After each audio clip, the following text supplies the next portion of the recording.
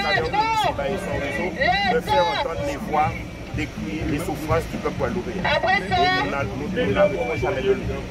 Donc, parler des grévistes, donc faire un récapitulatif de tous les... Moi, j'aime les guerriers et les guerrières. J'aime les gens qui sacrifient leur vie pour les nôtres. Et les gens qui sacrifient leur vie pour les nôtres, il y en a chez les hommes, il y en a chez les femmes.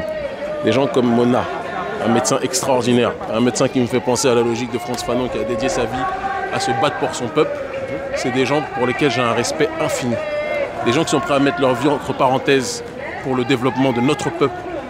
C'est quelque chose qui n'a pas de prix en termes de reconnaissance. Et si on ne rend pas ce respect-là, c'est les ancêtres qui nous maudiront. C'est comme ça que je vois les choses. Et ce n'est pas une question de les femmes, il y a des femmes qui sont bien, des femmes qui sont mauvaises, mais maintenant, il y a des hommes qui sont bien, des hommes qui sont mauvais. Mais quand il y a des gens qui sont extraordinaires, qui mènent un travail extraordinaire, il faut leur donner une reconnaissance. Marie Guadeloupe, c'est une combattante depuis des lustres qui se bat pour notre peuple. Depuis 42 ans, c'est une combattante historique, c'est une résistante, c'est une révolutionnaire.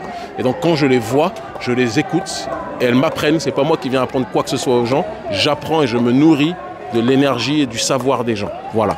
Et je suis là pour faire le relais aussi de leur message dans des zones où peut-être ils n'auront pas la possibilité de se faire entendre. C'est ma responsabilité, c'est mon devoir et je les aime profondément. C'est des guerrières. Et nous t'aimons. C'est pour ça que je suis ici. C'est Yonalot, c'est Yonalot, c'est Yonalot.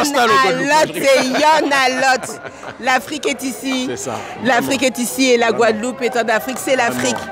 Donc on est connectés, on est ensemble. Vraiment. Et Kémy vient de dire quelque chose de très fort en parlant du fait que, en évoquant les ancêtres et du fait que de toute façon il fallait nous honorer parce que si on ne nous honore pas nous-mêmes, on déshonore nos ancêtres.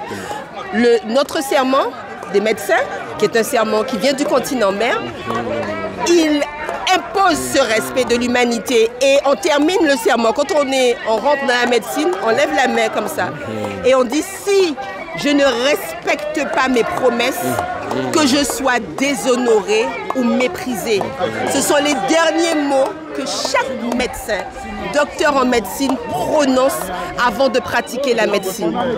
C'est dire la portée de ce serment et le caractère sacré de l'humanité. Très beau message, mais justement, alors Kémy, j'ai vu sur les réseaux, il me semble que tes parents aussi sont dans la médecine de la santé.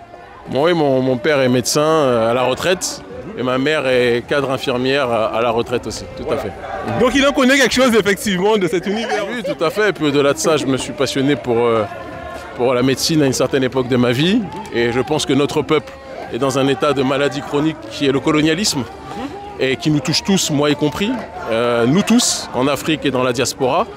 Et la meilleure façon pour s'en sortir et se soigner, c'est le panafricanisme. C'est ce médicament-là et c'est dans cette démarche-là que nous, notre ONG, qui s'appelle Urgence panafricaniste, essaye d'agir pour venir aux côtés de nos populations qui sont frappées par le mal ultime qu'est le colonialisme en Afrique ou dans la diaspora et travailler avec les spécialistes sur le terrain. Voilà. Et les spécialistes, ils sont nombreux ici, mènent ce travail-là. Et nous, si on peut leur donner le plus de force possible, on le fait. C'est notre responsabilité. J'ai vu aussi, il y a une école panafricaine que tu as tenté de mettre en place. Alors, est-ce que c'est déjà... Alors, ça remonte à très longtemps. C'est quand on était en France. C'était le Black Panther Center, le BPC, qui a été interdit par les autorités françaises, mais ça ne nous a pas empêché de le faire, puisque c'était une initiative privée. Les médias français ont essayé de faire du tapage dessus, ça n'a pas servi. C'était une initiative privée qui a marché dans le sens où on l'a fait chez des particuliers.